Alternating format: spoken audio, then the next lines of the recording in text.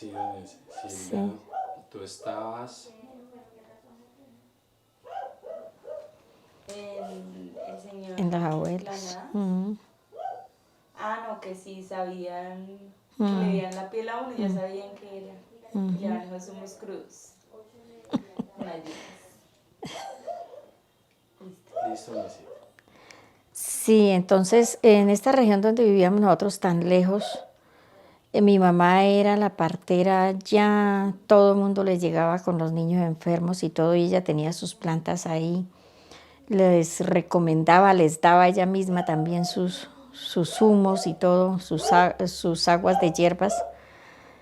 Y, y allá duramos nosotros poco tiempo porque mi madre enfermó mucho teniendo ya los últimos bebés, ya mi mamá tenía, ya estaba madura la edad y teniendo hijos porque en ese entonces no había planificación. Apenas empezaban a hablar de planificación y, y ellos, ¿cómo le digo yo? Como por allá, ¿sabe qué llegaba por allá? La radio sutatensa. Entonces ahí nosotros aprendimos a leer. A las 5 de la mañana nos levantaban y prendían ese radio y esos libros eran los que ellos leían y ahí hablaba de planificación y todo eso hasta ahora. Entonces ya mi mamá decidió que ella salía de la finca y se iba a hacer operar porque ya existía. Y sí, ella se vino y ya vinimos para acá y tenían una casa allí al frente del colegio, al frente del internado de las monjas. Y ahí esa casa tenía un solar muy grande. Ahí también mi mamá tenía su huerta grande y sus hierbas y lo mismo, asistía a partos, los niños que le traían así enfermitos de las fincas, le traían mucho niño y ella les miraba todo, la boca, todo, y ella les descubría qué tenían y los mejoraba. Y ahí mi mamá tenía un horno grande donde asaba pan de queso. Ella era modista y hacía empanadas cada 8 días para vender. Y cuando nosotros decíamos que se nos acabó un lápiz, que se nos acabó un cuaderno, vaya mija, coja cilantro, vaya, coja tomate y lleva y vende y compra su cuaderno o su lapicero. Entonces tuvimos ese aprendizaje con ella, de trabajar con ella. No era ella sola la que trabajaba para darnos a nosotros viendo televisión, porque no había ni energía acá. Nos tocaba a nosotros, pues no era trabajos forzosos que digamos como ahora los niños que no los podemos poner a hacer trabajos, esas eran tareas de la casa y todos ayudábamos. Yo quedé sola de mujer en la casa porque mis hermanas fueron mayores, cuando yo tenía 10 años se casó la última, entonces ya yo quedé sola. Por eso yo siempre fui como independiente, como aprendiendo mucho de mi mamá y ayudando mucho en la casa porque me tocaba el oficio de la casa. A todos nos enseñaron a cocinar, a lavar y a planchar, pero todos trabajábamos en la huerta. Todos conocíamos las plantas, lo que hacía mi mamá, todos ayudábamos en las tareas de la casa, a engordar un cerdito, a tener las gallinas en el solar, porque era un solar grande y teníamos de todo. De ahí derivábamos la alimentación, eso también lo aprendimos de ella, que teníamos todo, las gallinas para los huevos, se compraba poca carne porque teníamos en la casa los pollitos criollos y los huevitos y la verdura. No nos faltaba la comida, mi mamá hacía arepas para vender, entonces la base de la alimentación acá prácticamente fue maíz y frijol en la mayoría de los hogares porque esa era la cultura de la gente que entró a colonizar acá. Entonces aprendimos eso, a trabajar, y mi mamá tenía una costumbre que si ella sabía que en el hospital había algún enfermo, como acá llegaba mucha gente en tiempo de cosecha a coger café, y a veces herían, acá la gente como acostumbran a pelear a veces con machete, herían a veces por ahí algún señor y ella le llegaba al oído el cuento de que hay un enfermo y no tiene familiares. Ella se encargaba de llevarle de comer todo el tiempo que estaba aquí, cuando ya hubo médico, porque acá en unos años no había médico, sino que venía cada mes en la avioneta un médico a hacer consulta. Ya después hicieron este hospital como en el 76, 77, después de que entró la carretera, ya hicieron el primer centro de salud pequeño y mandaron un médico como rural.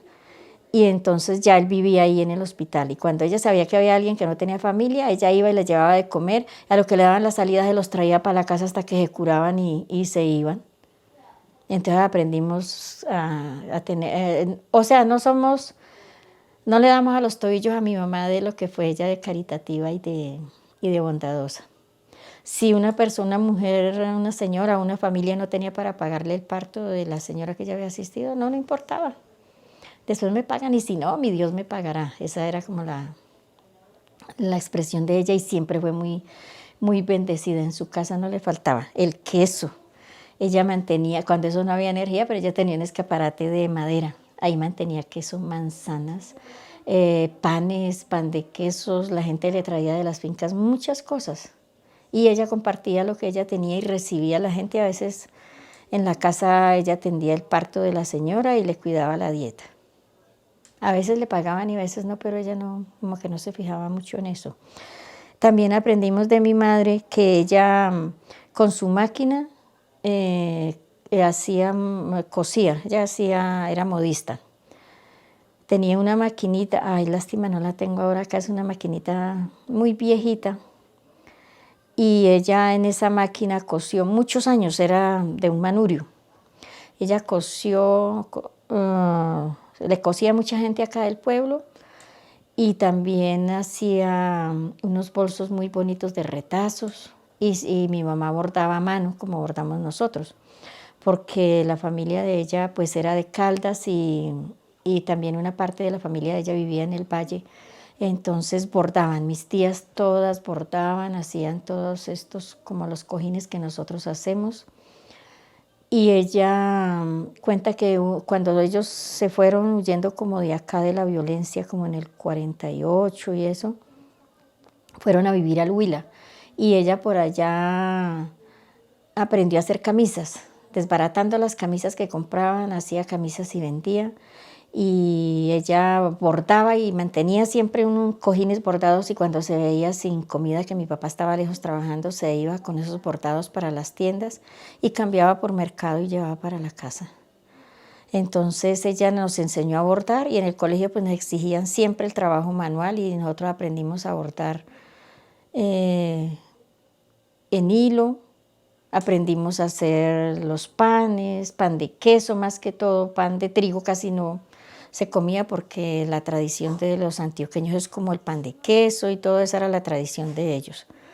Pan de queso, pan de yuca, aprendimos a hacer las cucas, aprendíamos a hacer queso, todo lo que hacían. Nosotros vivimos un tiempo acá en Bellavista y ahí había harto ganado, entonces sabíamos preparar de todo. Y el legado de mi madre principalmente para mí, la crianza de los hijos, que había que criar los hijos bien para que sirvieran aunque fuera para ellos mismos. Si a uno no le iban a servir mucho cuando crecieran, que sirvieran para ellos mismos, que aprendieran a trabajar, que fueran honrados. Ella, cuando la época que hablaba mi hermano de cuando fue la emboscada de la guerrilla a la patrulla del ejército, ella quedó, eran dos familias y ella quedó como con 7 muchachos que eran los nietos, porque ellas se fueron a trabajar a chaparrar por allá a las cocinas para estar pendientes de los esposos. Entonces mi mamá quedó con todos esos niños y me tocó ayudarlos a levantar porque yo ya era única mujer en la casa.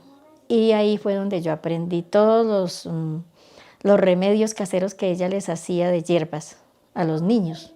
Yo tenía 10, 12 años y me tocaba ayudar a ver los niños y a ayudarles a hacer los remedios, ayudarles a hacer los alimentos y a que estuvieran bien nutridos, porque siempre mi mamá luchó por la buena nutrición y la buena educación de los hijos.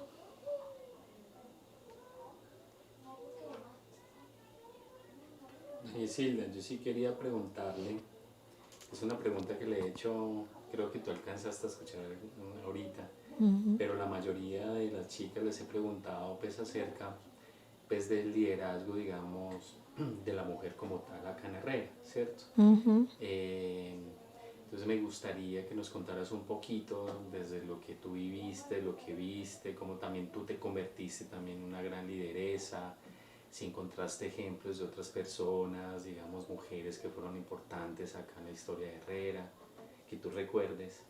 Y lindo que nos cuentes también, digamos, ese camino que cogiste, porque pues así como hablas muy bien de tu mamá, creo que muchos de los que estamos acá hablamos súper bien de ti porque sentimos de alguna Gracias. manera también esa, que nos sentimos como, fuera de sentirnos como en casita, nos sentimos también como protegidos cada vez que hablamos contigo, nos sentamos a hablar en la cocina, entonces Como, cuéntanos. yo, el principal ejemplo de liderazgo fue el de mi mamá, porque mi mamá y mi abuela era una líder en toda la familia. Ella tuvo a su vez como unos 10 hijos, mi abuela, y en la casa fuimos 11. Y mi abuela le enseñó a mi mamá muchas cosas, entre esos también liderar la familia y que mi papá, pues como era arriero y vivía cerrando lejos, le tocaba, era que le tocaba enfrentar la realidad de estar al frente de la familia. Mi abuela le enseñó mucho eso y mi abuela era una líder y una emprendedora, y así fue mi mamá también. Donde llegaban ponían una venta de pan de queso y de cucas y de tinto y de lo que ellas tuvieran en su casa. Y mi mamá dice que ella tuvo un tiempo que ella compraba café, compraba frijol y vendía de lo que ella tenía en su casa, principalmente comida, porque como pasaban los arrieros y vivían a la orilla del camino, entonces ella vendía comida y preparaba muy rico, también lo aprendió de mi abuela, o sea, de la suegra de ella. Y ellas dos, yo digo que nosotros venimos de un matriarcado, porque mi abuela paterna era como mandoncita, muy querendona de los nietos, de sus hijos, muy atenta, pero lo que ella decía se cumplía. Y mi abuelo era de un temperamento muy noble, entonces los dos como que se llevaban bien por eso, porque mi abuela era templadita, era durita, era mandoncita, y mi mamá aprendió, yo creo que de ella. Y de la otra abuela que había sido viuda, pues le tocaba. Y entonces yo digo que nosotros venimos de un matriarcado porque, vean, nosotros nos levantamos más con mi mamá que con mi papá. Mi papá no mantenía en la casa. Entonces era mi mamá la que lideraba, la que decía cómo se hacía, la que emprendía, la que ordenaba la casa y ordenaba la familia. Ella corregía a hombres y mujeres por parejo. Entonces, ese fue mi principal ejemplo. Y acá nosotros en el pueblo tuvimos muchos ejemplos de mujeres líderes. Acá había una señora que era enfermera que fue de la primer junta de acción comunal que conformaron acá, llamaba doña Ismenia, y ella era enfermera acá y era toda templada también. Ella corregía a los señores que, bueno, que usted tiene que cuidar a esa mujer, era enfermera, entonces era partera y todo. Les decía, los orientaba en cuestiones de salud, en cuestiones de la crianza de los niños y de todo eso.